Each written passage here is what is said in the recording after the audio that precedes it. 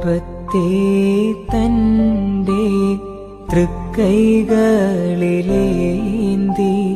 വാഴ്ത്തി ഭാഗിച്ച് ശിഷ്യർക്കേകി കൽപ്പിച്ചാൻ നാഥൻ നൽജീവൻ നൽകും മമഗാത്രം ഭക്ഷിപ്പിൻ നിങ്ങൾ.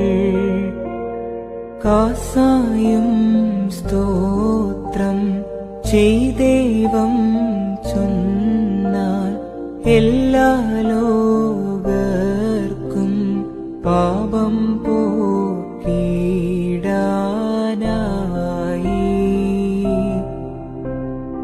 ഞാൻ ചിന്തിടുന്ന ഈ ജീവൻ നാട്ടിൽ മോശയറുത്തോരു പെസഹാമൂലം മരണമോടടിമയൊഴി നിസറായിൽ മോചിതരായി തലമുറ തോറും പെസഹാകർമ്മം തുടരെ പോന്നു കൊണ്ടാടി ജനം പെസഹാ പെരുന്നാൾ അജഭോജനമാം പൂർവിക പെസഹ മാറി പുതുതായി അപ്പം വീഞ്ഞായി പെസഹ ചെയ്യുവാൻ അരുളിയ മശിഹ നൽകുക യോഗ്യത നിന്മേ നീളവും കൈക്കൊണ്ടിടാൻ യൂദായെ പോ ശിഷ്യന്മാരാകരുതെങ്ങൻ. പെസഹ എന്ന് പറയപ്പെടുന്ന പത്തീറ പെരുന്നാൾ സമീപിച്ചു. പ്രധാനാചാര്യന്മാരും സപ്രയന്മാരും അവനെ എങ്ങനെ കൊല്ലേണ്ടു എന്ന് അന്വേഷിച്ചു. പക്ഷേ അവർ ജനങ്ങളെ ഭയപ്പെട്ടിരുന്നു. അങ്ങനെയിരിക്കെ 12 എണ്ണത്തിൽപ്പെട്ടവനും സ്കറിയോത്ത എന്ന് വിളിക്കപ്പെട്ടിരുന്നവനുമായ യഹൂദായിൽ സാത്താൻ പ്രവേശിച്ചു.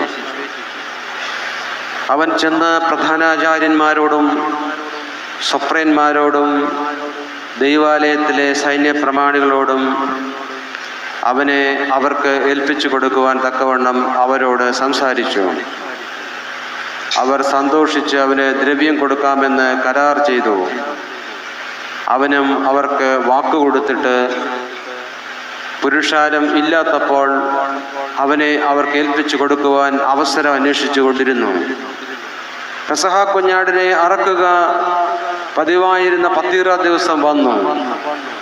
ശിഷ്യന്മാർ യേശുതമ്പുരാന്റെ അടുക്കൽ ചെന്ന് അവനോട്, അങ്ങേക്ക് പെസഹ ഭക്ഷിക്കുവാൻ എവിടെ ഒരുക്കണമെന്നാണ് അങ്ങ് ഇഷ്ടപ്പെടുന്നത് എന്ന് ചോദിച്ചു. അവൻ പത്രോസിനെയും യോഹന്നാനെയും അയച്ചുകൊണ്ട് അവരോട്, നിങ്ങൾ പോയി നമുക്ക് ഭക്ഷിക്കുവാൻ പെസഹ ഒരുക്കുവിൻ എന്ന് പറഞ്ഞു.